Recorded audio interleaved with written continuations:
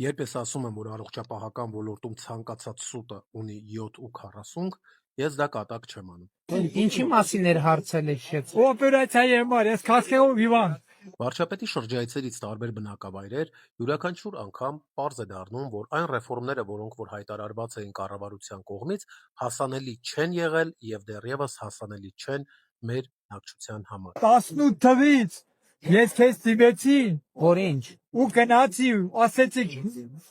անգամ խոնախարարը Թորոսյանը նամակ ուղարկեց, ես քեզ նամակը տվեցի։ Փաստացի 2018 թվականին մարդը վարչապետին նամակով է դիմել, որ հնարավորություն չունի վիրահատվելու եւ ունի քաղցկեղ։ Այնինչ փոխարենը մարդու խնդիրը լուծում ստանար, այդ մարդը նամակ է ստացել։ Եվ այս տարիների ընթացքում այդ քաղցկեղը պրոգրեսիվելով հասել է 4-րդ փուլի, ինչը արդեն իսկ այդ մարդու խոսքով վիրահատման եւ բուժման ենթակա չէ։ Հիմա այն օրն ես գցել, որ 4 ստադիան է, էլի բուժում չկա։ Որ Վիրահատվել եք թե չէ։ Ով այն որտե գնացել է միլիարդներ են ուզում։ Փաստորեն ոչ միայն այս մարդը տեղյակ չի եղել, որ քաղցկեղի վիրահատությունները 2019 թվականից իրականացվում են պետական պատվերի շրջանակներում, այլ նաև բուժաշխատողները տեղյակ չեն եղել դրանից, կամ տեղյակ են եղել, բայց հավելյալ գումար են պահանջել, որովհետև այն գնացուցակը, որը որ հաստատվել է քաղցկեղային հիվանդությունների վիրահատությունների համար նախարարության կողմից, զուտ ծիծաղելի է։ Բա ես ինչ անեմ, եղբայր։ Ինչ անեմ։ Ես քաղցկեղը, ես Դուք ով եք։ Ասեք ով եք։ ինչ նկատի ունեք։ Ընդհանրապես ով եք այս Որպես երկրի։ պաշտոնը նկատի։ Հա, այո, այո։ Վարչապետ։ Կառավարությունը այս մարդուն կյանք է պար։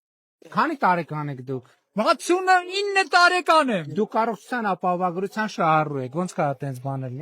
Իր խոսքից ելնելով, նույնիսկ Հայաստանի Հանրապետության վարչապետը տեղեկացված չէ, որ քաղցկեղային հիվանդությունների բուժումը առանձին հոդվածով է փոխհատուցվում պետության կողմից, իսկ ապահովագրությունը առանձին։ Փաստացի մեր կառավարությունը, ներառյալ նաև ապահովության նախարարությունը, չեն տիրապետում բնակչության առողջության հետ կապված իրական գանգատներին, իրական խնդիրներին եւ իրական իրավիճակին։ Ոնց դու քո Թորոսյանի տված նամակը նախարարը այն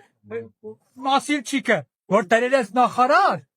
շտապօրության Նասիլչիկա նա եղել դա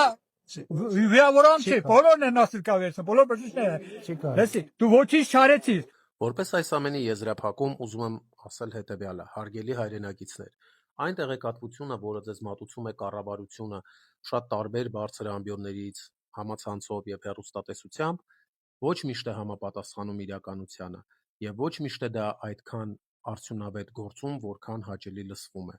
Ուստի ընտրեք, որ աղբյուրից եք ստանում տեղեկատվություն, պահպանեք ձեր առողջությունը եւ մի վստահեք մարդկանց, ովքեր չունեն ոլորտը կառավարելու փորձ, ձեր առողջական խնդիրները։ Լավ մնացեք։